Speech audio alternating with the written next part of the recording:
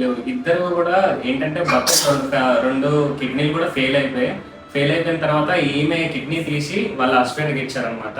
ఇచ్చేసిన తర్వాత ఇద్దరు కూడా వేరే పెద్దిల్లు తీసుకోవాలని డాక్టర్ చెప్తే ఇంకా వేరే పెద్దిల్లు తీసుకొని అక్కడ రెంట్ కొంటున్నారు. అసలు స్తోమత లేదు, అంటే 3,000 ఇంటి రెంట్ కట్టుకోవాలనే స్టేజ్లో ఉండేవాళ్ళు. అలాంటిది ఇప్పుడు 10,000 రెంట్కి కట్టుకొని ఉండాల్సి వస్తుంది. దానికి కూడా అప్పులు పాలైపోయారు అనమాట. అప్పులు చేసుకొని ఉండాల్సి వస్తుంది. సో ఈ పరిస్థితులు బాగాలేవు కాబట్టి వీళ్ళు కూడా మన ఫ్యామిలీ కాబట్టి మనం హెల్ప్ చేద్దాం. నాకైతే చాలా హ్యాపీగా ఉంది సార్.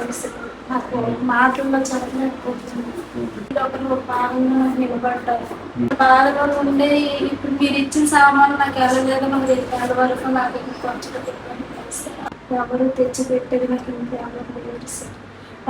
మీరు ఇచ్చిన సామాన్లు నాకు 2 రోజుల వరకు నాకు బాగా చాలా ధైర్యాన్ని ఇచ్చింది మీరు చేసిన. మేము మీ ఫ్యామిలీ ఓకేనా. మేము మిమ్మల్ని ఇప్పుడు మీరు ముందు మాకేమైనా తెలుసా? తెలియదు. మీకు మాకు ఏ సంబంధం లేదు. కానీ ఇప్పుడు నుండి మీ తమ్ముళ్ళలాగా అనుకోండి ఓకేనా. మనం అంతా ఒకటి. ఎలాంటి అవసరం వచ్చినా సరే ఒకసారి ఫోన్ చేయండి. మా వల్ల ఏది మేము చేస్తాం. ఇంకా వేరే వాళ్ళని కూడా పురుగొలుపుతాం అనమాట. మరి ముందు అలా ఉండేవారు అసలు? ముందు పర్లేదు సార్. మామూలుగా అతను వాళ్ళు కూలి పైన చేసేవాళ్ళు అనమాట. కూలి పని చేసిన వాళ్ళు ఎంతో కొంత పిల్లలతో అందరం ఫ్యామిలీతోటి ఉండేవాళ్ళం. మా మరిది మా ఆయన అందరం ఒక దగ్గర ఉండేవాళ్ళం. పుట్టగానే తల్లిని కోల్పోయాను. మధ్యలో ఇంకా భర్త లేకపోతే బతకడం కష్టంగా ఆలోచించి కిడ్నీ మార్చిపోతే ఛాన్స్ లేదని సార్? అతనికి ఛాన్స్ లేదా డయాలసిస్ మీద కూడా చెప్పలేము సార్. అంటే అతను కొన్నిసార్లు డయాలసిస్ అవుతుంటే అంతే స్ప్రో కోల్పోయేవాళ్ళు అనమాట. తినాలనిపించేది కాదు. తినాలనిపించేది కాదు. తిన్నా సరే అతనికి వామిటింగ్స్ అయిపోయేది. ఏది పెట్టాలన్నా ఏది చేయాలన్నా అతనికి ఒంటి పట్టిపోవాలన్నమాట. ఆ బాధ ఎవరికి చెప్పుకోలేక వెళ్ళిన సార్లలో ఒళ్ళు ఇప్పుడు కూడా చెయ్యలేగదు సార్. అంటే ఇక్కడ ఫిస్టులో పెట్టారన్నమాట. ఇక్కడ నుంచి ఈ నరం బయటకు వచ్చేసింది. ఇప్పుడు కిడ్నీ మార్చారు కదా, ఫ్యూచర్ లో మరి అట్లా అని చెప్పారు. అతనికైతే అది కూడా మనకి గ్యారెంటీ ఇవ్వలేదు సార్. మన జాగ్రత్త బట్టి మనకు అది సార్. అంటే ఇంట్లోనే ఉన్నది మనిషి, బయట పని చేయకూడదు. నెక్స్ట్ ఏంటంటే అతను బయట ఫుడ్ కూడా ముట్టుకోకూడదండి సార్. జాగ్రత్తగా ఉండాలి. చాలా జాగ్రత్తగా ఉండాలి. నేను కూడా సేమ్ సార్. నా పరిస్థితి కూడా అంతే. పెద్ద బరువులు ఎత్తకూడదు, పెద్ద పెద్ద పనులు చేయకూడదు. ఇప్పుడు నేను ఏమని పెద్ద బరువులు పనులు చేశానంటే నాకు 2 పిల్లలతోటి సర్జరీలేనమాట. ఆ 2 ఇంజెక్షన్స్ మొత్తం ఇంజెక్షన్స్ ఎన్నెమ్మకే వేశారు. ఇప్పుడు కూడా ఎన్నెమ్మకే వేశారు. ఇటైతే ఈ బలం అయితే లేదు సార్.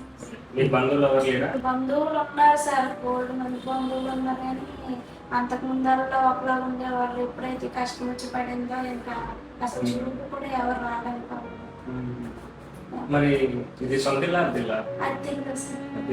ఇంతకు ముందు 3,000 రూపాయలు సార్ ఇంటి రెంట్. ఇద్దరు అన్నదమ్ములు కష్టపడినా సరే 2 ఫ్యామిలీలు అందరూ ఉండేవాళ్ళము. కాకపోతే డాక్టర్ గారు ఏమంటారంటే నీ రూమ్ నుంచి ఎవ్వరు నీ దగ్గరికి రాకూడదు అనేసి డాక్టర్ గారు అన్నారు సార్. సపరేట్ గా ఉండాలి. అతని రూమ్కి ఎవరు వెళ్ళకూడదు అనేసి చెప్పారు సార్. ప్రస్తుతానికైతే నా పరిస్థితి ఏం బాగోలేదు సార్. ఇప్పుడు ఇంట్లో తెచ్చి పెట్టే వాళ్ళు కూడా ఎవరు లేరు.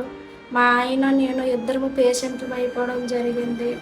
ఎవరైనా సరే దయ కలిగి ఎవరైనా సరే హెల్ప్ చేయాలనుకునే వాళ్ళు దయచేసి హెల్ప్ చేస్తారని కోరుకుంటున్నాను. మీకు తోచింది ఏదో కొంచెం నాకు హెల్ప్ చేస్తారని కోరుకుంటున్నాను. నాకు చిన్నపిల్లలు 2 తినడానికి కూడా కొంచెం ఇబ్బందిగా ఉండే పరిస్థితులు వచ్చాయి. అందుకే ఎవరైనా సరే మీకు దయ గట్రా కలిగితే మాకు కొంచెం హెల్ప్ చేయండి. మీ వల్ల మేము కొంచెం ఉన్నామని మీ పేరు చెప్పుకొని మేము బతుకుతాం సార్. మీకు హెల్ప్ చేసిన వాళ్ళకి ఎవరికి కూడా రుణపడి ఉంటాను. ఇప్పుడు పరిస్థితి అయితే మాదేం బాగోలేదు సార్. రోజుకి నాకు ఒక 500 రూపాయలు ఖర్చు అవుతుంది. ఇద్దరు ఇంట్లో అయిపోయి తెచ్చిపెట్టే వాళ్ళు ప్రస్తుతానికి అయితే ఎవరు లేరు సార్. నా పరిస్థితి అంత కష్టంగా ఉంది. ఎవరైనా సరే మీకు దయ కలిగిన వాళ్ళు నాకు హెల్ప్ చేస్తారని మీరు మనస్ఫూర్తిగా కోరుకుంటున్నాను సార్. ఇవన్నీ మీ గురించి ఓకేనా. అంటే మా ద్వారా ఒక చిన్న సహాయం, మా జాయిటీ గివ్ అనే గ్రూప్ ద్వారా. మా గ్రూప్ పేరు జాయిటీ గివ్. మేము ఫ్రెండ్స్ కలిసి మా పాకెట్ మనీ అంటే మేము కష్టపడి మా జీతంలో నుంచి కొంచెం అమౌంట్ తీసుకొని మేము వారం ఒక్కొక్క ఫ్యామిలీకి హెల్ప్ చేస్తూ ఉంటాం. సో మీ పరిస్థితులను చూసి మిమ్మల్ని ప్రేమించి మేము కొన్ని వస్తువులు తీసుకొని వచ్చాం ఓకేనా. ఇవన్నీ మీకు ఉపయోగపడేనా? ఇంకా ముందున ఇంకా మనం ఏమైనా చేయాలని అనుకుంటే మనం చేద్దాం, ఓకేనా? మీకు తమ్ముడులాగా అనుకోండి, మీరు బాధపడద్దు. మీరున్న సిచ్యువేషన్కి మాకు మీ మాటలు ఏంటంటే మాకు చాలా బాధ అనిపించింది. అయితే ఇంకోటి ఏంటంటే ఇప్పుడు మనం అందరం ఉన్నోళ్ళం కాదు, బట్ ఇప్పుడు ఈ తీస్తున్న వీడియో వల్ల ఎవరైనా ఇంకా హెల్ప్ చేయాలని అనుకుంటే సో వీళ్ళని కాంటాక్ట్ అవ్వచ్చు.